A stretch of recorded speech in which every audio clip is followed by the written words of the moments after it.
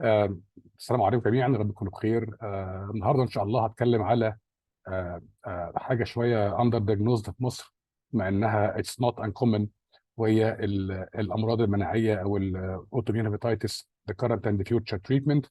انا دكتور مستشفى اسعاد استشاري الجهاز الهضمي والكبد. هنتكلم التوبكس بتاعتنا النهارده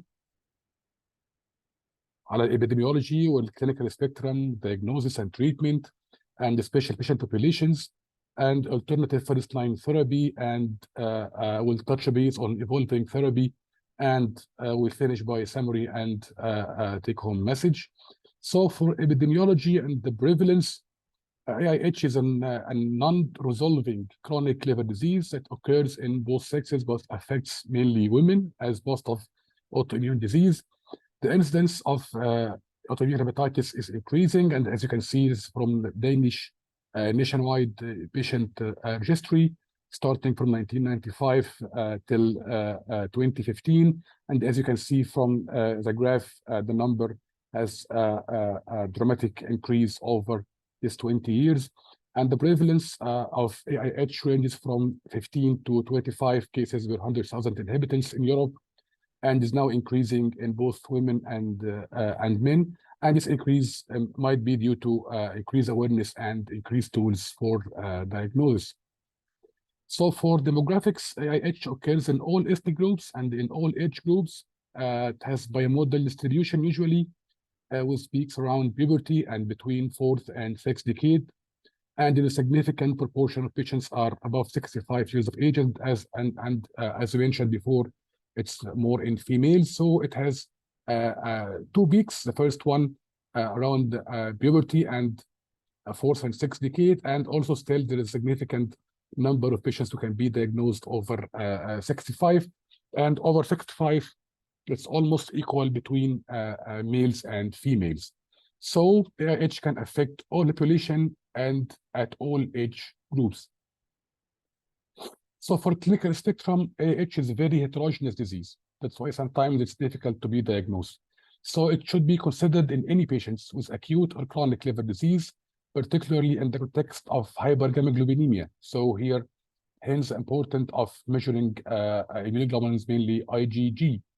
And the prompt and timely diagnosis is crucial, as untreated AIH has a high mortality rate, as most of patients who are diagnosed with AIH, they come already cirrhotic, unfortunately.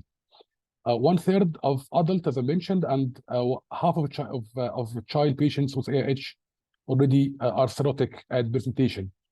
The acute presentation of AIH can occur either as acute exacerbation of previously underdiagnosed or undiagnosed AIH, or as a new onset acute autoimmune hepatitis. So it's also associated with a broad variety of other autoimmune diseases. And all children with diagnosis of AIH should undergo MR cholangiography to exclude primary or autoimmune sclerosing cholangitis as an overlap. And AIH patients with cirrhosis should undergo liver ultrasound in 6 months intervals for HCC screening, as all patients with a background of liver cirrhosis. And counseling for UV protection measures should be considered for patients on immunosuppressant dermatological monitoring for non-melanoma skin cancer after long-term immunosuppressant treatment may be considered, as you will see in coming few slides that azacitidine will be the mainstay of treatment, and it has very, very minor chance of increasing chance of causing a non-melanoma skin cancer. So how do they present? Patient with AIH, it has a broad range from asymptomatic to acute or severe or even fulminant or acute liver failure. It has an insidious onset. This is the most common clinical phenotype. It's either without apparent symptoms or with one or more of the following. Non-specific symptoms, it can be with fatigue, general ill health, right upper quadrant pain, lethargy, malaise, anorexia, weight loss, nausea, blepharitis, fluctuating jaundice, and polyarthralgia, involving the small joints without arthritis, sometimes dating back years. So as you see, these symptoms are all non-specific, and might not draw our attention to do a liver test or to dig more in history or to do more investigations. So for acute onset, which is almost 1/4 of patients, it comes as acute exacerbation of chronic IH or true acute autoimmune hepatitis without histological findings of chronic liver disease. And the centrotubular zone 3 necrosis, it is called central perivenulitis, usually predominate, and autoantibodies or other classical features can be absent at that time. Cirrhosis already present in, as I mentioned, almost 1/3 of patients, I mean the adult at diagnosis, irrespective of presence of symptoms, and it is due to delay in diagnosis and often long asymptomatic course. So we have 3 subtypes of AIH.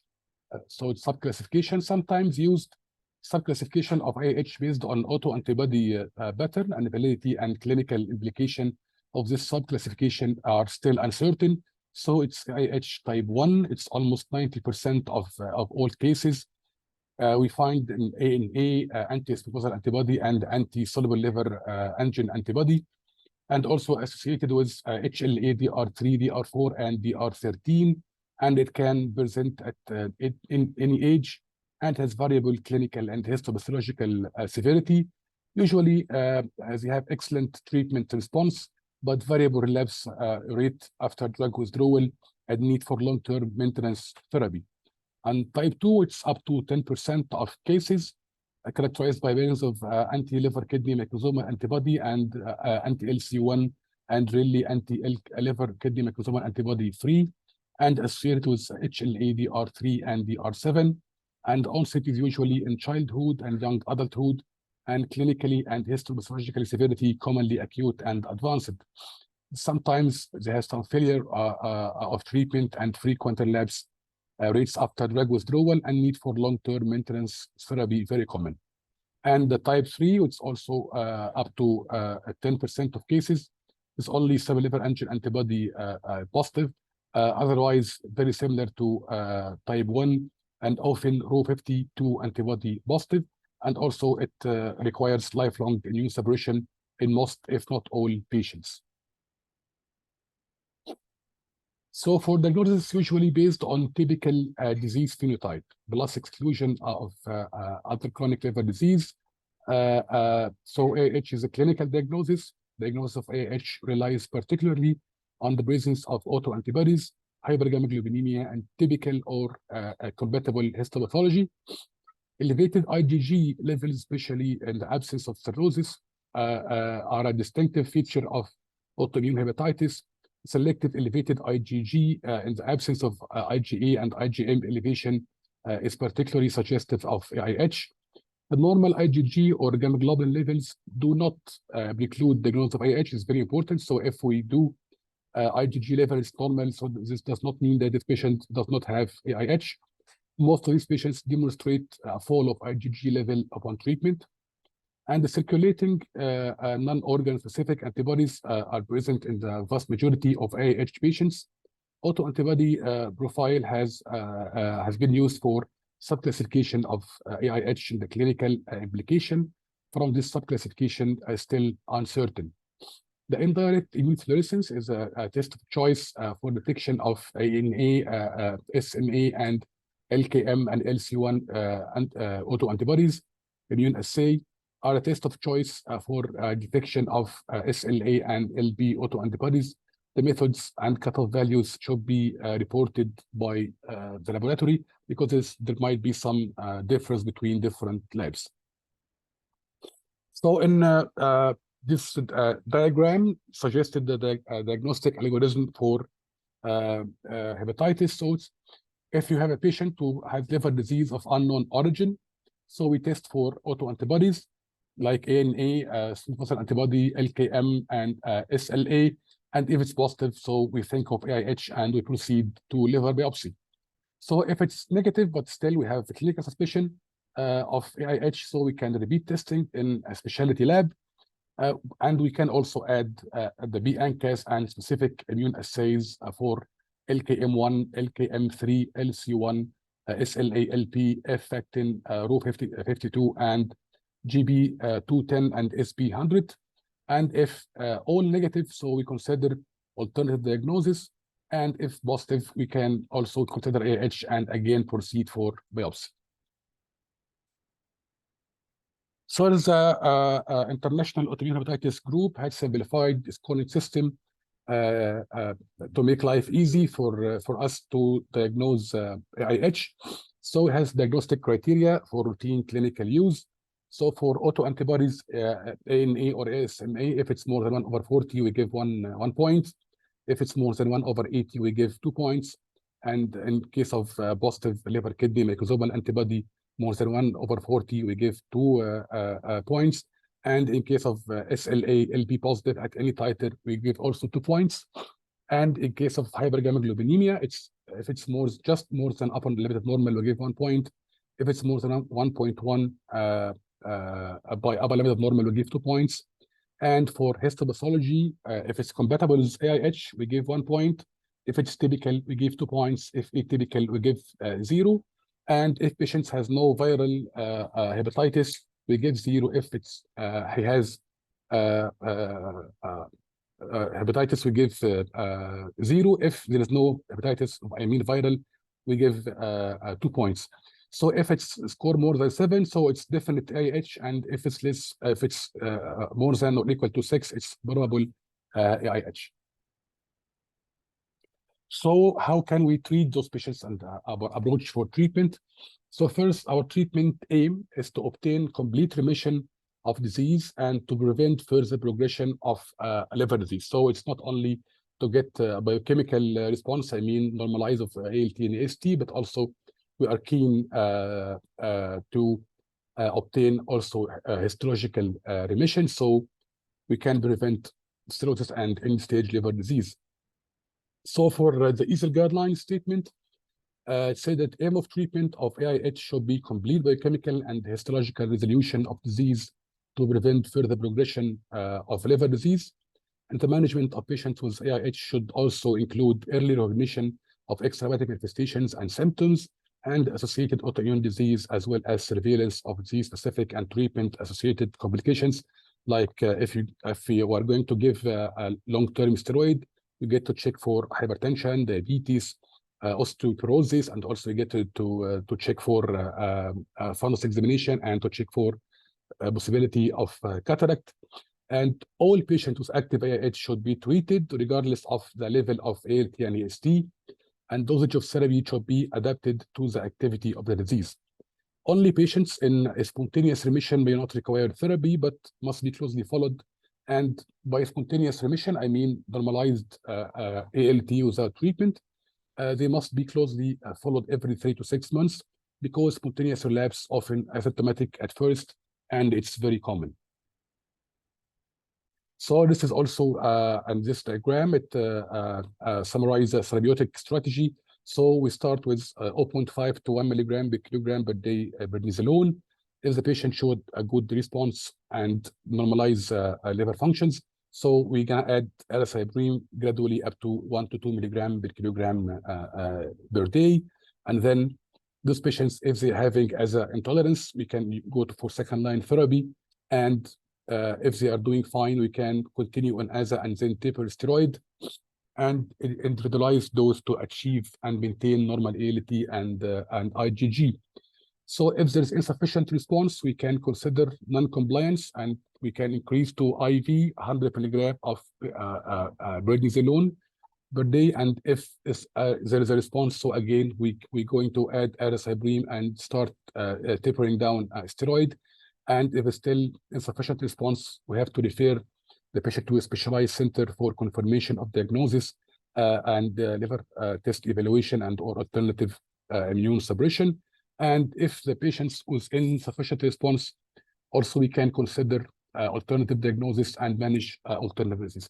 Usually, AIH is very rewarding disease. Usually, they show very good response to steroid, and usually in few weeks we can find normalization of ALT, even if it's acute or severe liver injury.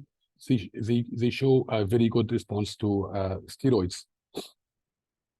So for treatment duration and response, so a complete normalization of transferases and IgG level, persisting elevation of aminotransferases associated with relapse after treatment withdrawal, activity on liver biopsy, and progression to cirrhosis and poor outcome. So here our aim was not met of treatment.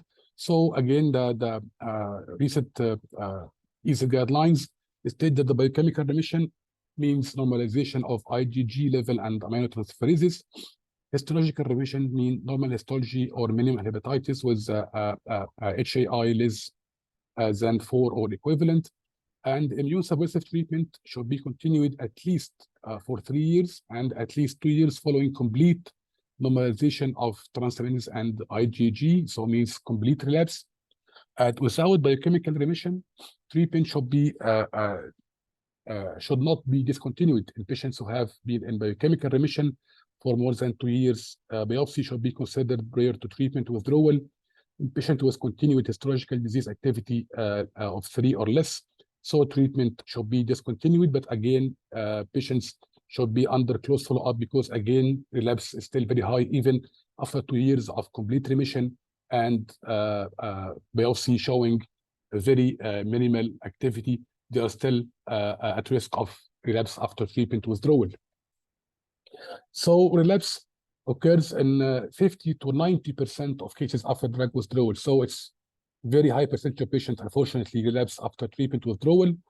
So defined as reappearance of ALT elevation more than 3 times our limit of normal, and may also present with milder ALT elevation and or increase in IgG level. So again, the guideline states that only a small minority of patients stay in remission without maintenance therapy. Trial of treatment withdrawal requires close cooperation between patient and physician, and relapse occurs most commonly within 12 months after treatment withdrawal. However, relapse may even occur many years later.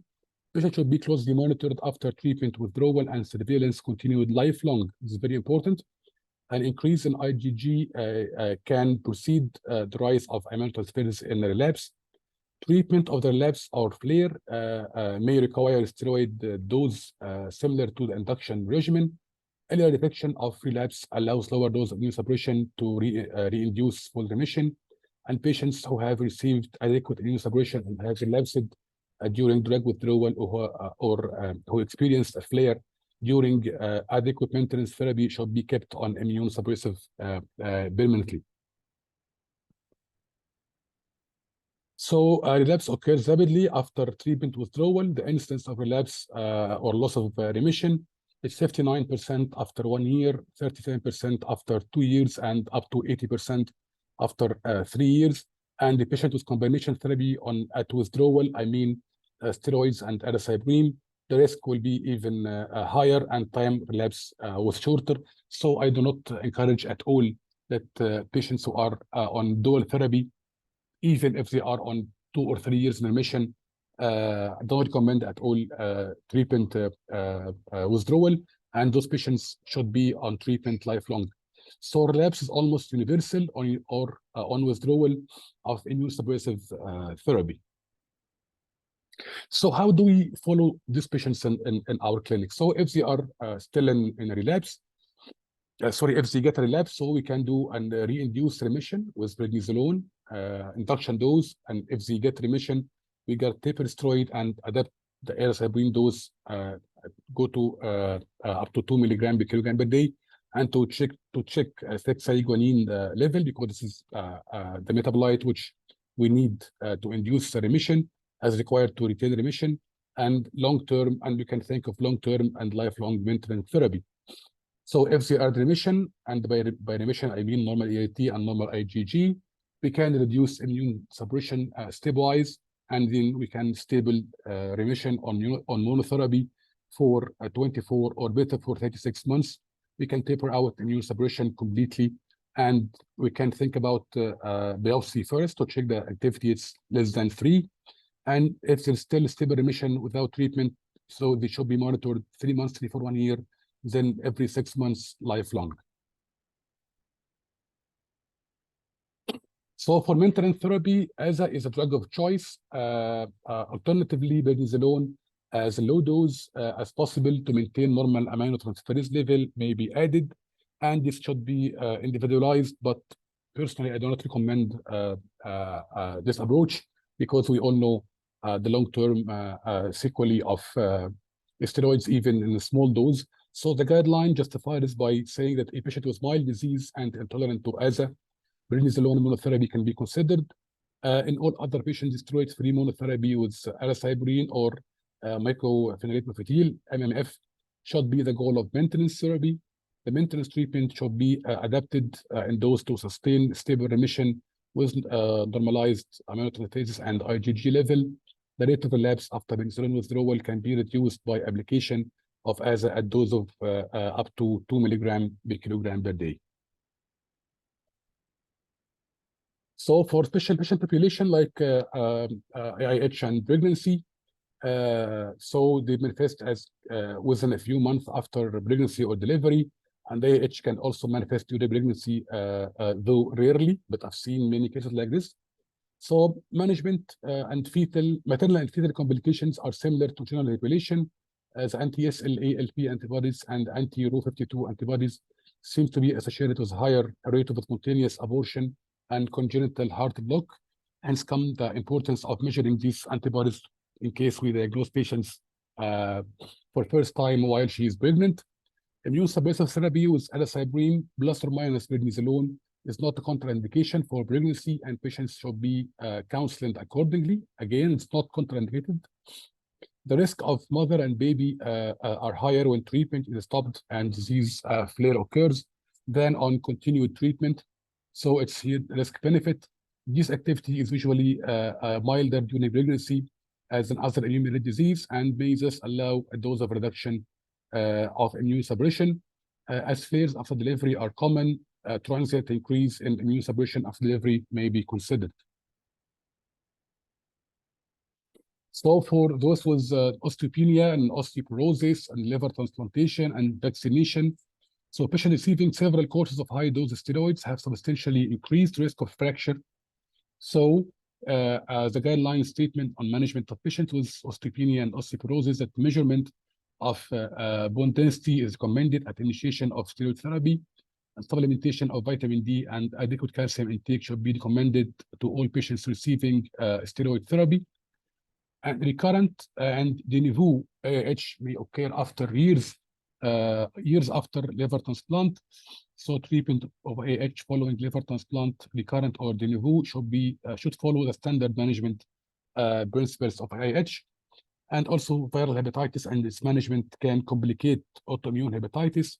All patients with IAIH should receive hepatitis A and hepatitis B vaccination and yearly influenza vaccine. So what about budesonide, which is now, I can say it's the new era in treatment of IAIH with budesonide because, as you know, it's a synthetic steroid which has minimal systemic absorption and has 95% first pass metabolism in the liver. So usually it gives us a good response without systemic complications. So the efficacy and safety of budesonide, which has 90%, as I mentioned, first effect on the liver, in combination with AZA, was demonstrated in a randomized trial of newly diagnosed IAIH, which target laboratory remission after 6 months.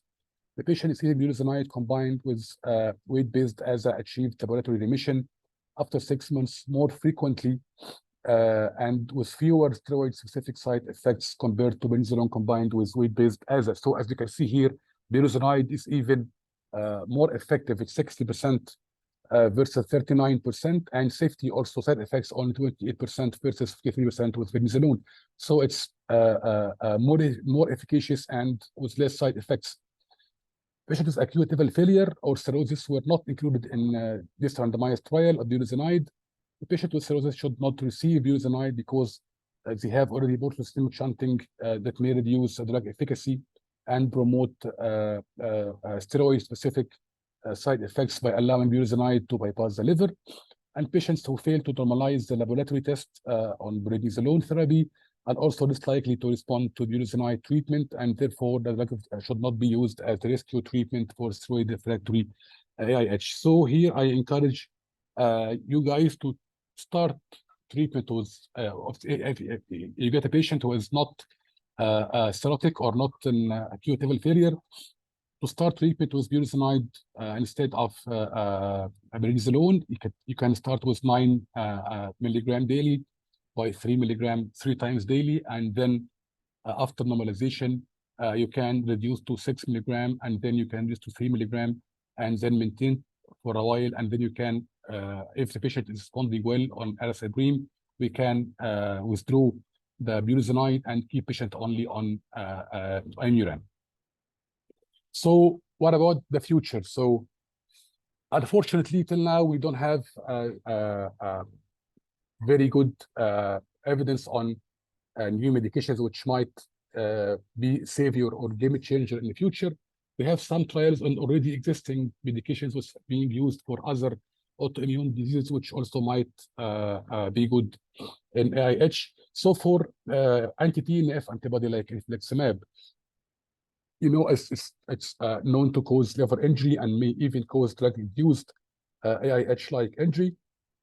But anti-TNF antibody may also have the therapeutic role in AIH in the largest single-center retrospective analysis on infliximab therapy in AIH. 11 difficult to treat adult patients, including 7 who are already cirrhotic, received infusion of infliximab 5 milligram per kilogram.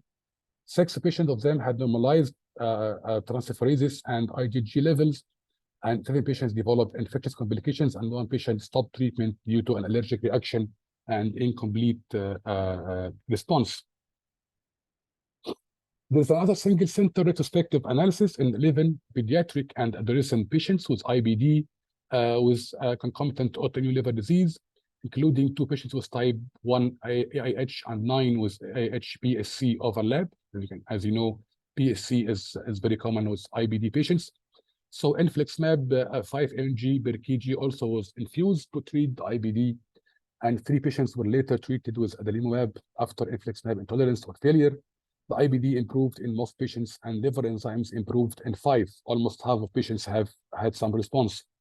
But the heterogeneity of population and its principal goal of treating the IBD precluded the conclusion about the role of anti-TNF alpha against agent in AIH, and the weak evidence on efficacy and the increased risk of infection, especially in patients with cirrhosis, do not justify the use of anti-TNF alpha agents as second-line treatment so far. And again, I'm stressing on so far. So what about anti-CD20, rituximab, which is being used in many diseases? Our colleagues in rheumatology, they love it, and also in hematology, used a lot. So as you know, rituximab is a monoclonal antibody directed against the B-cell surface receptor CD20, and has been used to treat 2 children with AIH who were not responding to steroids and AZA, and both had normalized serum AST and ALT levels.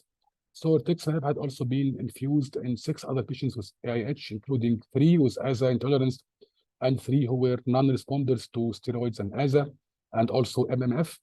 The serum aminotransferases and IgG levels improved significantly in all patients, and biochemical remission was achieved in almost 2/3 of patients. Evidence favoring the use of these cell-depleting antibodies is limited, and those not justify their use as second-line treatment. A prospective randomized clinical trial is ongoing that evaluate lenalidomide in patients with AIH who are non-responders or intolerant to steroids and AZA.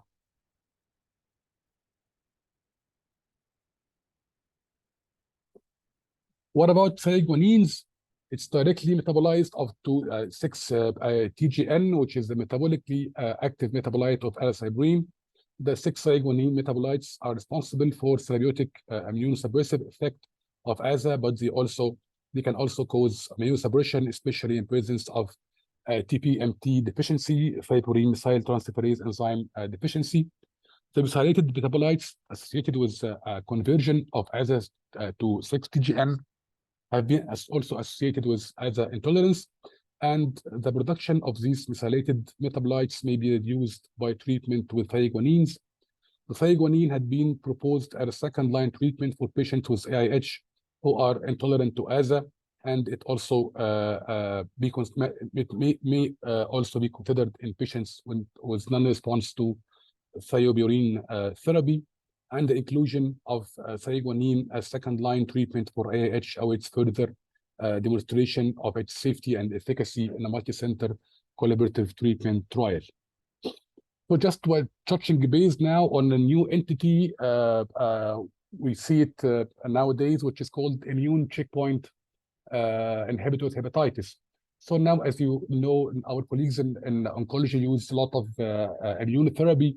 So now we start to see these side effects of these medications. So immune oncology therapies are being increasingly used as a principal pharmacological cancer treatment. They are licensed to treat advanced melanoma and non-small lung cancer and renal cell carcinoma, but are currently being evaluated in a broad spectrum of malignant disease, including HCC. Due to their mode of action, the blockage of T-cell inhibition, this new class of drugs have a spectrum of adverse reactions, especially the induction of autoimmune-like diseases. An autoimmune-like drug-induced liver injury has been observed in approximately 1 to 5% of patients under checkpoint blockage, and develops predominantly within the first 6 to 12 months, 12 weeks from starting treatment. Immediate application of systemic steroid and permanent discontinuation of immune checkpoint inhibitor therapy are recommended for any ALT increase of grade 3, which means more than 3 times our limit of normal. Hence, it's very important to check with our colleagues in oncology if they have patients who are being treated with these agents. They should be on a regular follow-up of their LFTs. So for summary of this small presentation, AIH is a rare disease affecting mostly females and can be presented at any age, but it's not now, we can say now it's not uncommon. Biopsy is important to reach a definite diagnosis. Most of patients respond to steroid therapy, but unfortunately, relapse after stopping treatment is universal. Budesonide plus azacitidine is very efficient first-line therapy with much less steroid-specific side effects. The anti-TNF alpha and anti-CD20 can be promising medications to treat AIH in the near future. Thank you so much. And please, if you are having any questions, please, you can ask me anytime you want. Thank you. Assalamu alaikum.